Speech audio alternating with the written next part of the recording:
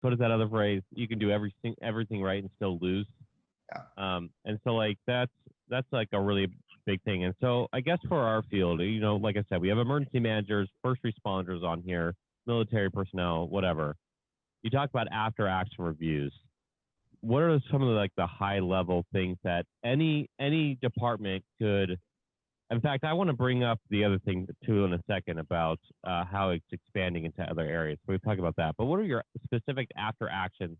What you did really well, and what you think others people should to at least ingest or digest for their departments.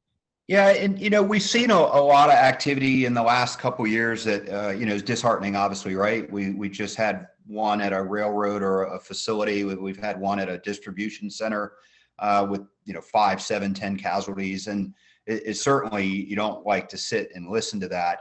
But those were confined in terms of the geographic specificity of that. They happened in a very small, localized area of a warehouse or in a yard or something of that nature. And the things that worked really well in this scenario, and I can't overemphasize this enough, the use of ICS and the incident command structure and understanding NIMS, even though it was derived from wildland firefighting and adapted into the world of first responders and stuff. That absolutely proves beneficial, and you've got to get those things moving early, even if you anticipate that this thing is going to expand or going to grow. It's easier to get those resources moving early. And I've heard some people, not specifically this event, but I've heard others, they overreacted, they did this, not specifically the Pulse or me, but just in general conversations sometimes when we talk about disaster and stuff.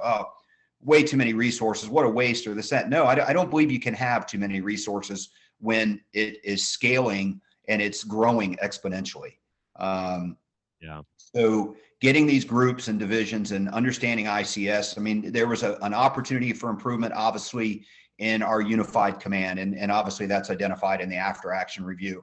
And I own part of that as the incident commander, even though I wasn't the highest ranking official on the scene.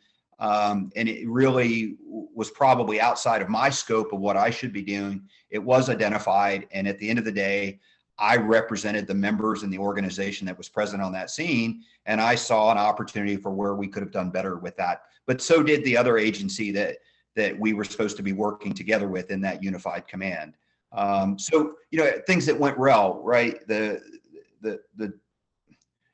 guys just operating with some control and maturity and just taking it step by step. They knew they had a task in front of them, unlike any other they've had in their career. And most of these individuals I've worked with for my entire career at the fire department. And I knew what to expect, right? Your strengths and weaknesses, what you can expect, but these men and women were flawless in their execution of doing what we had to do. But getting that early, getting it set up, really understanding really what you have and how, and the enormity of it, whether it's 5 patients, 10 patients, 50 patients.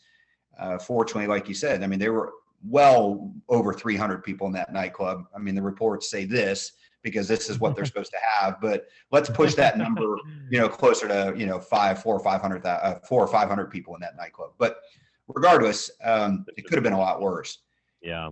I think the biggest challenge is when I look at an event like that, and also when I reviewed Las Vegas's response a year later, geographically, the size of the event was spread out over several blocks. I mean, Las Vegas, people were running into the hotels and seeking shelter in some of the resorts and stuff were there. And a lot of that happened with us too. And, one of my lessons learned personally, and one of the things I would do differently is I would look at that geographic difference and separate it into maybe a northern division and a southern division or north or south or whatever, because we did have individuals that actually fled to the south of that nightclub, and our entire operation, including the trauma center, was on the north side. And we were cut off from getting down that main artery, Orange Avenue, which basically runs that north to south venue. We were cut off because that was the hot zone with that. Later in the as it evolved, yes, we did. I did decide to move some units down to that south side, and start looking at, do we have anybody down there that we need to be accountable for? You know, going back to what really worked well, we had a lot of resources from our department. We had a lot of resources from our adjoining departments through our mutual aid agreements. And I utilized those resources. I had liaisons go to the trauma center, because that way I have eyes and ears on what's going on there. I mean, ORMC, Orlando Health, our level 1 trauma center, they said, bring them all. And I'm thinking, all right, I've been in this system a long time. I used to fly on that helicopter that goes into that system. How are they going to handle them all? And somehow, miraculously, anything that was a trauma alert or a red by our MCI category, they wanted it all. And man, they handled it, and they didn't lose a single one of them that were transported to that facility. That's incredible. But we created this flow, and that was the thing. Early on, you got to pull the reins back on all those transport units, and you got to get them to staging, and then start bringing them in as you need them, and coordinating all those efforts. So the discipline, the amount of discipline that was presented by all the officers that were put into those positions is what allowed this thing to really just move.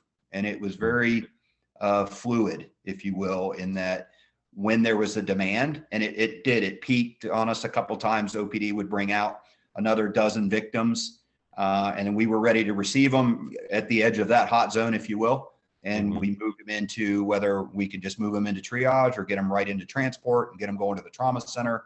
So, you know, a lot of things went well, John. End of the day, you're always, as a professional, you're going to go back and look at it and say, okay, what opportunities, were there some opportunities for us to do things a little bit differently? At the end of the day, I still stand firmly that the opportunities I speak of would not have changed the outcome of the event. We would have still had 49 victims. We would have still had close to 40 that we rescued, because those operational changes, the presence in that unified command post towards the end, would it have made a difference in the outcome for the individuals that were already deceased within the club? I don't believe it would have. And it's unfortunate, because that's not what we like to do. We like to get in, get it done, save lives. I mean, that's what we're about. We're really strong, type A, success-driven individuals, and we don't like to fail. I don't know a single person that's in emergency management or in fire or EMS or anything as a first responder that likes failure.